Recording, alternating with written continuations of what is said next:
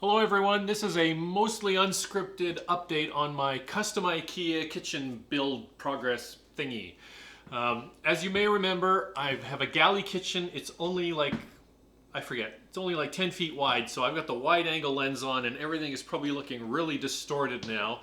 But the main point is it's a galley kitchen, so we're doing half the kitchen at a time. I'm doing the easy half first. So this is what I can learn on. This is the stove and fridge side. It's just cabinets, don't have to worry about it. The hard side is the other side of the kitchen. That has the plumbing, so it has got the sink, the dishwasher. It's got some ductwork up in the corner that I'm gonna have to box in. On this side, I just have a little bit of plumbing I need to box in. So here's the easy side, the go to school side, the learn how to do it side. That side's the, well, I want to be an expert before I do that. I'm not showing you that side because, frankly, it's a disaster. I don't want to have to wash dishes and put things away in order to film, but really, think about all this is gone.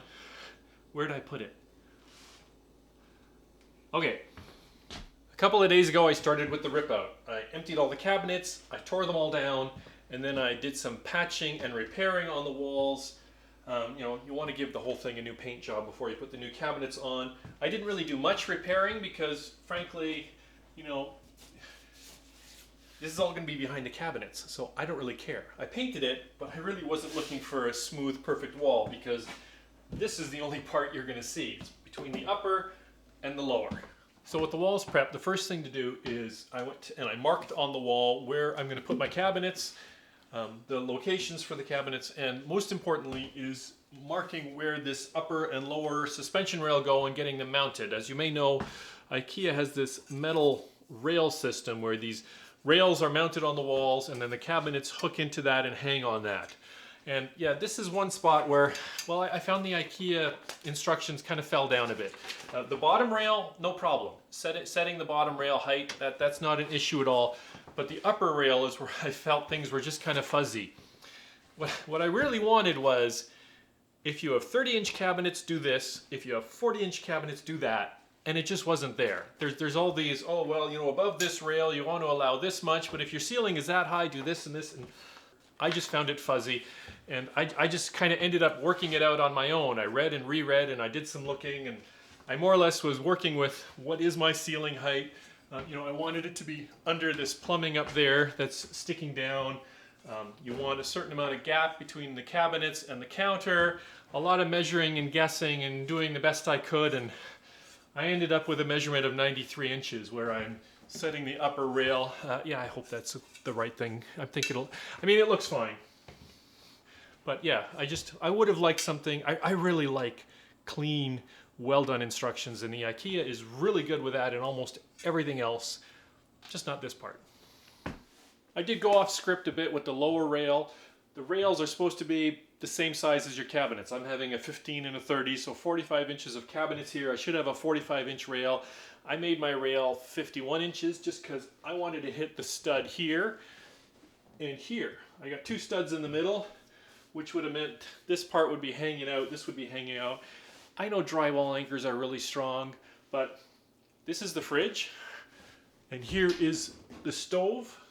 So it's like, nobody's ever going to see it, and I get the security of having the rail on the stud in 4 locations. This will stick out past the end of the cabinet by about 2 inches, and this will stick out past the end of the cabinet by about 2 inches. That's going to be buried up against the wall. Nobody's ever going to see it. I just thought I'd mention it. I'm going off script. I'm making a custom IKEA kitchen.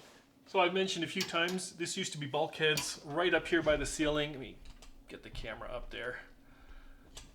There's 2 copper supply lines that I didn't feel like trying to reroute. So here I'll be just cutting a slot basically into the cabinet and fitting that around that. I'll get that into the tail end of this video. Here we are a little bit later. I've got the 3rd cabinet up now, and as you can see, I just cut a little notch in the top and a matching notch in the back so that these pipes can protrude. And I went downstairs to my stash of scrap plywood and I built a little box, which I will then fasten up like that, and problem gone. On the other side of the kitchen, I've got a much bigger situation to deal with. We'll see how that goes.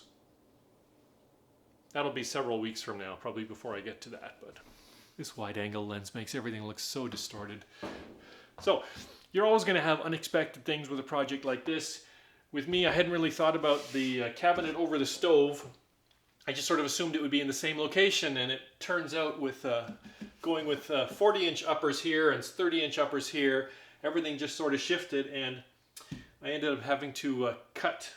The old hole for the exhaust fan was down here, and I had to cut it and shift it up. Luckily, my duct goes up and out, so I didn't have. It only took me like half an hour, but now I've got some patch drywall here that I'm waiting to, I hate mudding. Oh, I hate mudding.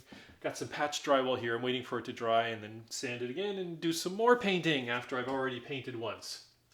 So yeah, things go wrong and you got to deal with it.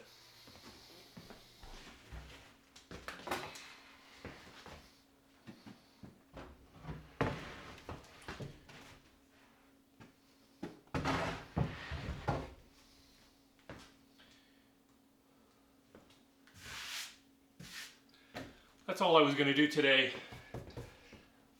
Next step, doors and drawers and attaching the countertop. Thanks for stopping by, and we'll see you next time.